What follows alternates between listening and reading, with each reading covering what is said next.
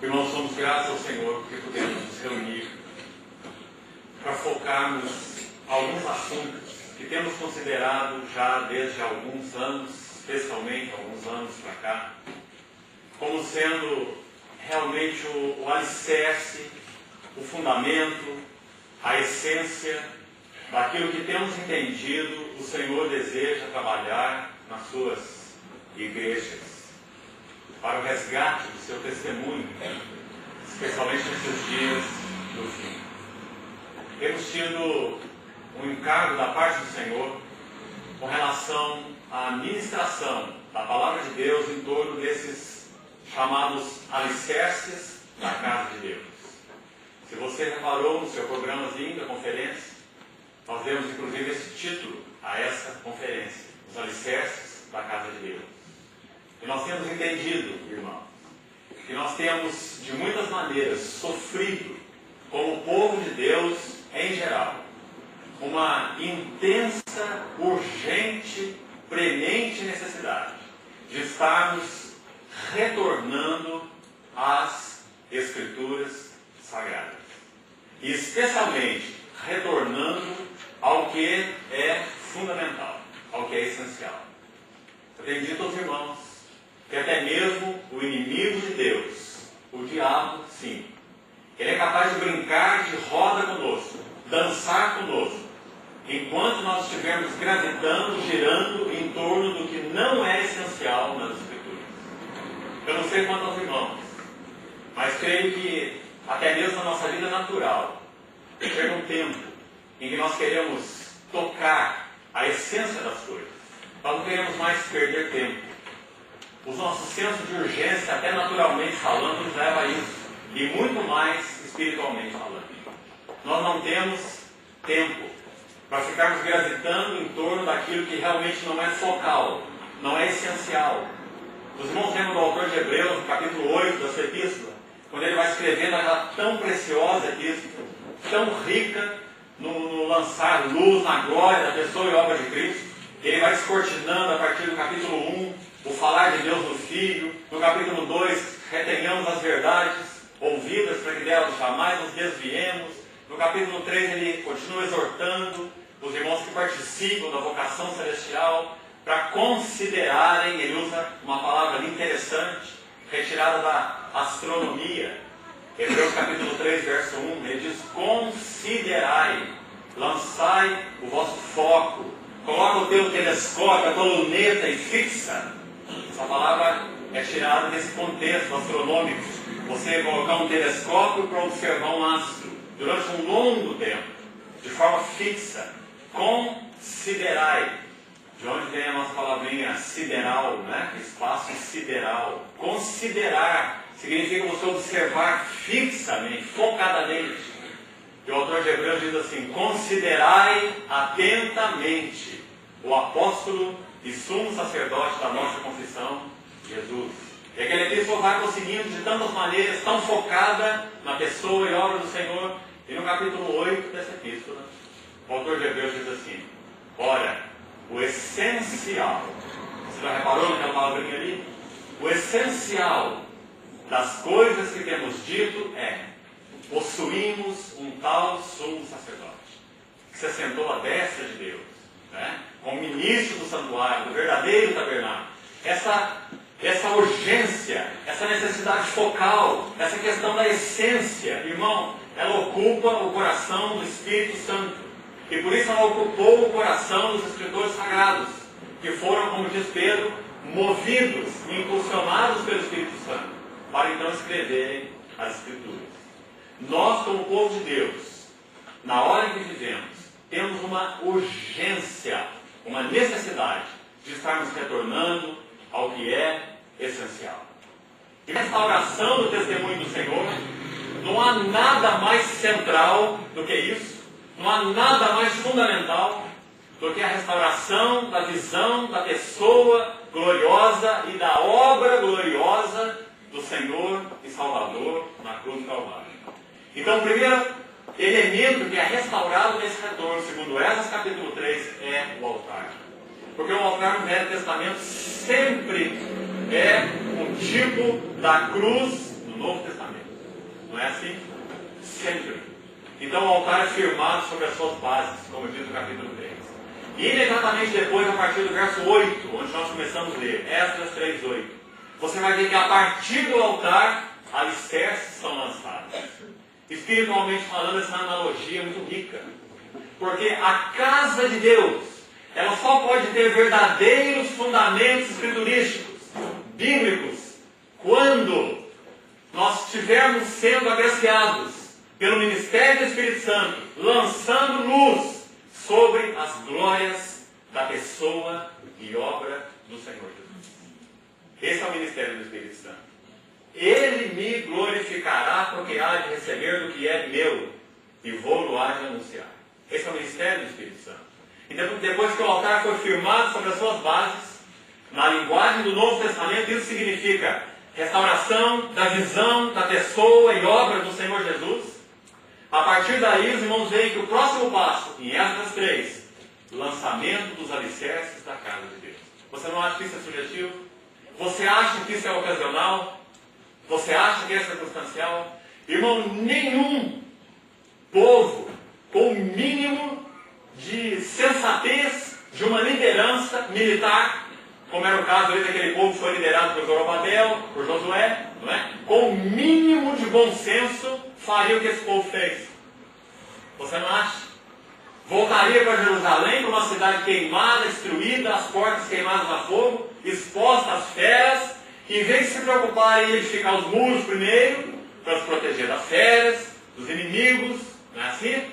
Esse povo edifica em primeiro lugar o altar. Absurdo. Não é? Naturalmente falando. Por que eles fizeram isso? Porque esse povo tinha consciência que se eles estivessem em uma relação acertada, correta, com o seu Deus baseado no altar, eles não precisariam temer o terror dos outros povos. A visão daquele povo era diferente, não é? Eles sabiam que a base era essa relação acertada com Deus. A partir dessa relação no altar, eles não precisavam se preocupar com a proteção pessoal. Então a restauração começou pelo altar. A partir daí, os alicerces. Então eu li com os irmãos o texto de Atos. Atos capítulo 2, 42 nos lança luz sobre essa tipologia do livro de Esdras, a tipologia da restauração. Esdras capítulo 2 diz que a igreja primitiva, agora espiritualmente falando, ela caminhava com esse mesmo entendimento. Lá diz que os irmãos perseveravam. E cita nesse verso 4 coisas, mas há uma ordem. O primeiro item nessa ordem é: e perseveravam na doutrina dos apóstolos. Os irmãos estão vendo a importância da doutrina, do ensino. No capítulo 5 de Atos, no capítulo 4 de Atos, no finalzinho, diz que o foco, o centro do ministério da igreja primitiva, quando o Senhor então estabeleceu o testemunho do seu povo ali em Atos, era ensinar, didaquê, e pregar, querigma. Ensinar e pregar Jesus o Cristo. Ensinar e pregar. Proclamar, querigma. E ensinar, didaquê. Irmãos, esses dois ministérios andam juntos. Isso é focal na vida da igreja. Todas as vezes que nos distrairmos da pregação e do ensino, o povo de Deus estará doente. Esse foco é central. Agora, pregar e ensinar o quê? Lá diz pregar e ensinar Jesus, o Cristo. Porque esse é o significado espiritual da tipologia do altar. Porque o altar é restaurado primeiro? Porque as verdades referentes à pessoa, à glória do Senhor Jesus, Cristo na eternidade, a Trindade, a encarnação do Verbo de Deus, o Salvador divino, humano, a obra da expiação. Irmãos, sem isso não há igreja, não há testemunho do Senhor, não há salvação, não há nada. Porque isso é fundamento. Então eu queria sugerir para os irmãos essa corrente de elos, de 8 elos, para que você possa depois ir diante do Senhor e ponderar por você mesmo. tanto para que sirva como filtro nas nossas vidas, diante do qual nós poderemos realmente filtrar tudo que temos ouvido. E podemos, como eu disse, não estar jogando fora as coisas, não, mas quem sabe colocando uma ordem das prioridades. Será que o nosso coração tem se ocupado realmente com a pessoa do Senhor, com a glória pessoal dele, da sua obra? Será que nossos olhos estão sendo abertos para contemplar mais profundidade na cruz? Ou nós estamos envolvidos com outras verdades espirituais? Sim, verdades espirituais, mas que não são focais. E quando isso acontece, irmão, nós temos uma inversão imediata. O que é da periferia vem para o centro, porque o centro está desocupado. Fatalmente, o que é da periferia vem para o centro. Então você pode observar em muitos contextos, né, de reunião, pessoas então que se denominam isso ou aquilo outro, porque há alguma verdade que está colocada ali numa posição central. Isso gera um mover em torno daquela verdade específica. Né? Isso é um perigo muito grande, porque nós reunimos debaixo do nome do Senhor Jesus e de nenhuma verdade específica. Né? Então, que necessidade estarmos vendo com clareza esse foco, essa essência, para que não estejamos nos perdendo. Então, o livro de Atos diz que aqueles irmãos perseveravam na doutrina dos apóstolos.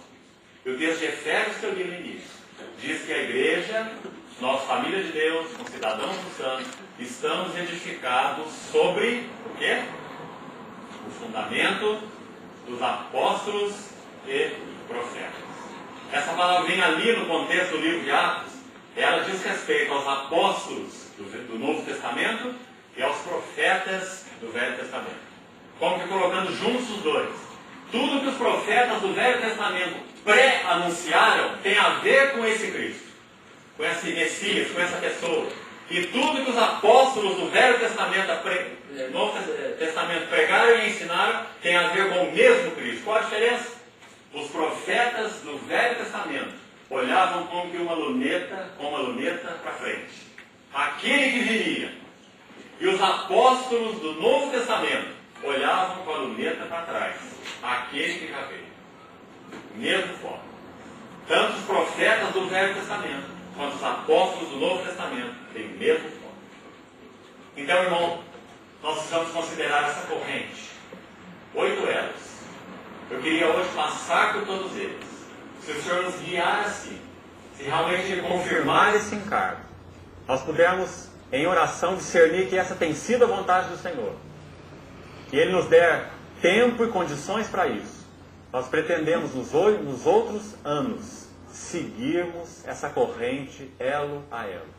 E como os irmãos receberam no seu programa, para essa conferência, os irmãos que estarão partilhando, estarão focando os 2 primeiros elos, a Trindade e a encarnação do Verbo de Deus.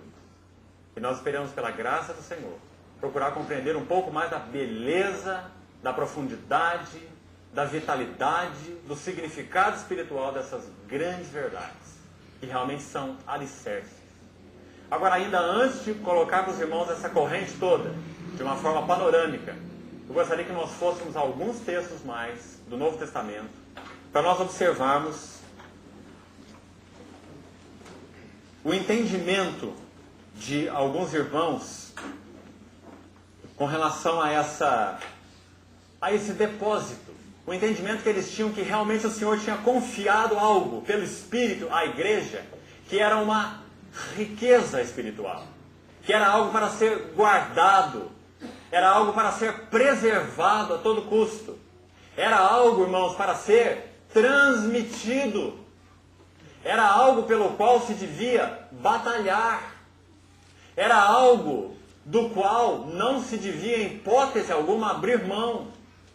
Eu queria passar por alguns textos para que os irmãos vissem o significado desse depósito, para que então nós possamos apreciar o que então nós estaremos tocando depois. Abra, por favor, comigo.